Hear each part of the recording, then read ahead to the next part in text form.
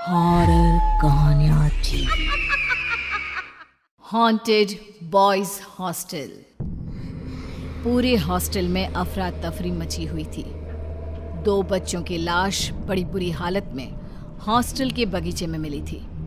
एक लाश पेड़ पर लटकी हुई थी, उसकी बॉडी से खून टपक रहा था और दूसरी लाश के कपड़े फटे हुए थे।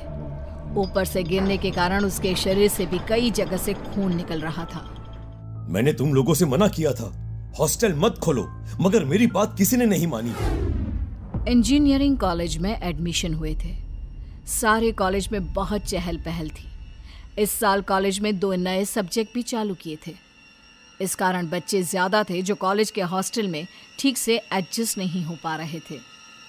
सर, बच्चों को रुकने के लिए कोई व्यवस्था नहीं मिल पा रही है और हमारा हॉस्टल भी छोटा पड़ रहा है, तो क्यों ना हम एक रूम में 2 बच्चों को रुकने के बजाय 3 बच्चों को रूम शेयर करने के लिए कहे।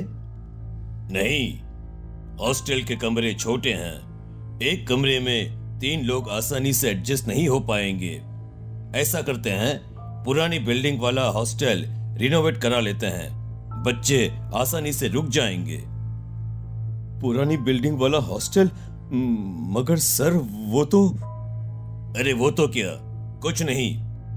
हॉस्टल को फिर से कलर करा लो, उसके बाद कोई दिक्कत नहीं होगी।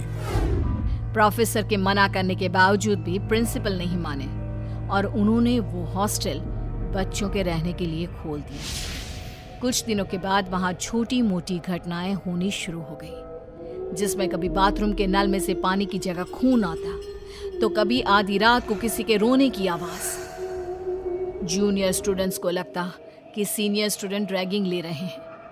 सभी लोग इन सारी बातों को सामान्य मानकर नजरअंदाज कर रहे थे कि एक सुबह पूरे हॉस्टल में अफरा तफरी मच गई। 2 बच्चों की लाश बड़ी बुरी हालत में हॉस्टल के बगीचे में मिली थी। एक लाश पेड़ पर लटकी हुई थी, उसकी बॉडी से खून टपक रहा था और दूसरी लाश के कपड़े फटे हुए थे। ऊपर से गिरने के कारण उसके शरीर से भी कई जगह से खून निकल रहा था। मैंने मना किया था हॉस्टल मत खोलो, मगर मेरी बात किसी ने नहीं मानी। उसी हॉस्टल में रौनक और पीयूष नाम के 2 दोस्त भी थे, जिन्होंने माँ बाप के पैसों की बदौलत इतने बड़े कॉलेज में एडमिशन हासिल किया था। वो लोग वहां पर पढ़ाई करने नहीं, बल्कि मौज मस्ती करने के इरादे से आए थे। वार्डन और चौकीदार दोनों का ही मुंह उन्होंने पैसों से बंद कर रखा था, इसलिए हॉस्टल में उन्हें कोई रोका टोकी नहीं थी। अरे यार, आज तो डिस्को में बहुत लेट हो गए, रात के 3 बज रहे हैं। वार्डन परेशान ना करे तो अच्छा है यार। अरे यार, घबराता क्यों है? तेरा ये दोस्त किस मर्ज की दवा है, देख लेंगे। दोनों चुपचाप हॉस्टल में घुसने की कोशिश करते हैं और देखते हैं कि वार्डन और चौकीदार दोनों सो रहे थे। ये देख हमारे रखवाले, इन लोगों को खुद रक्षा की जरूरत है। पीयूष की बात सुनकर रौनक के चेहरे पर हंसी आ जाती है। अरे ये देख मेरे पास क्या है। कहते हुए पीयूष रौनक को एक शराब की बोतल दिखाता है। अरे यार, हॉस्टल में शराब भी और शबाब भी। देख देख देख, छत पर एक लड़की है, आज रात डबल पार्टी। अरे हाँ, हॉस्टल की छत पर एक लड़की है, मगर बॉयज हॉस्टल की छत पर लड़की का क्या काम यार? अरे यार, आई होगी अपने किसी दोस्त से मिलने के लिए। चलो चलो, हम भी थोड़ी सी दोस्ती कर लेते हैं। दोस्ती नहीं, रात रंगीन करनी है। बहुत दिन हो गए, कलेजे को ठंडक मिल जाएगी यार। दोनों कॉलेज की छत पर जा रहे थे। उन्हें हाथ में शराब लेकर जाते हुए एक लड़के ने देख लिया था। वो उन्हें रोकने की कोशिश कर रहा था, मगर वो उसे इग्नोर करके चले गए। अगली सुबह हॉस्टल कॉरिडोर में उन दोनों की लाश मिली। वो लड़का जोसेफ, जिसने उन दोनों को ऊपर जाते देखा था, अपने साथ के लड़कों को रात का किस्सा सुना रहा था। हम लोगों को पागल समझा है क्या? तेरी किसी भी बात पर यकीन कर लेंगे। तुम लोग मानो या ना मानो, छत पर कुछ तो है, वरना कुछ दिनों पहले उन 2 लड़कों की छत से गिरकर मौत हुई। उसके बाद आज ये दोनों। अरे तुमने शायद उन दोनों की पोस्टमार्टम रिपोर्ट के बारे में नहीं सुना। दोनों शराब पिए हुए थे, शराब के नशे में छत से गिर गए। मगर जोसेफ नमीत की बात मानने को तैयार नहीं था। मैं तुझे गलत साबित करके ही रहूंगा। आज रात हम लोग छत पर मिलेंगे। अब दूध का दूध और पानी का पानी हो जाएगा। यदि आत्मा भी होगी तो हम सब लोग साथ में रहेंगे, तो वो हमारा कुछ नहीं बिगाड़ पाएगी। रात को 12 बजे के बाद जब सब लोग हॉस्टल में सो गए थे, जोसेफ और नमीत अपने 2 दोस्तों के साथ हॉस्टल की छत पर जा रहे थे। सब कुछ शांत था, कहीं भी कोई हलचल नहीं थी।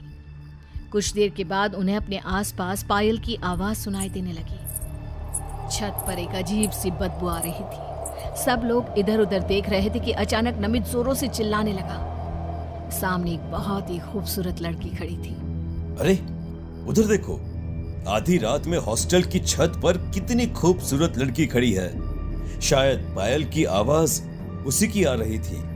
चारों लड़के मंत्रमुग्ध होकर उस लड़की की ओर बढ़ने लगे। यार कितनी खूबसूरत है, इससे तो दोस्ती करनी पड़ेगी। नमित दोस्ती करने के लिए उसकी ओर बढ़ रहा था कि अचानक वो खूबसूरत सी लड़की एक भयानक चुड़ैल में बदल गई। वो चुड़ैल जिसका चेहरा बुरी तरह से कुचला हुआ था, हाथ पैर टूटे हुए थे, इसलिए वो घसीट कर चल रही थी। वो चारों लड़कों के सामने आकर भयानक हंसी हंसने लगी। चारों लड़के बुरी तरह से डर चुके थे। भागने के लिए जैसे ही वो सीढ़ियों की ओर जाने लगे तो छत का दरवाजा अपने आप बंद हो गया। छत की लाइट चालू बंद होने लगी। दूर क्यों खड़े हो, मेरे करीब आओ। तुम लड़के लोग तो लड़की देखकर उससे दोस्ती करना चाहते हो ना? अरे मुझे देखकर पीछे हट रहे हो।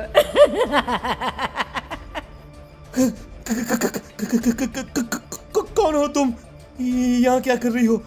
हमें जाने दो, हमें जाने दो। हमने तुम्हारा कुछ नहीं बिगाड़ा, हमें जाने दो। मैं सबको खा जाऊंगी, सबको मार डालूंगी। तुम लड़के यही तो करते हो, लड़कियों की जिंदगी बर्बाद। लड़के देखे नहीं कि टूट पड़े जानवरों की तरह उसके ऊपर। अभी कुछ देर पहले मेरी खूबसूरती की तारीफ कर रहे थे, अब क्या हो गया?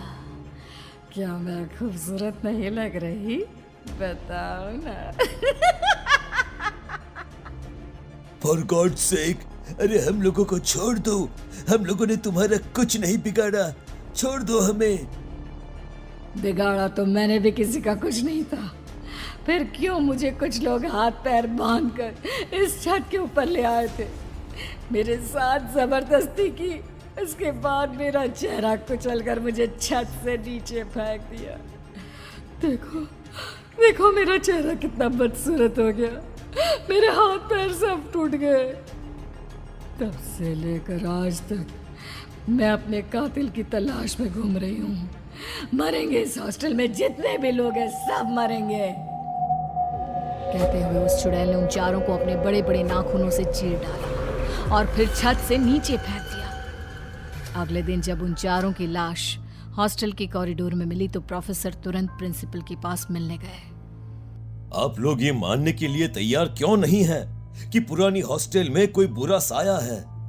अब क्या आप सब बच्चों की जान लेकर यकीन करोगे? नहीं नहीं प्रोफेसर, आपकी बात नहीं मानकर हमने बहुत बड़ी गलती करी। मगर अब वह हॉस्टल हमेशा के लिए बंद हो जाएगा। उन चारों की मौत के बाद कॉलेज अथॉरिटी को यकीन हो गया था कि हो ना हो कॉलेज में किसी बुरे साये का प्रकोप है, और उन्होंने उस हॉस्टल को बंद कर दिया। मगर आज भी रात में लोगों को वो खूबसूरत लड़की हॉस्टल की छत पर खड़ी नजर आती है, जैसे किसी का इंतजार कर रही हो।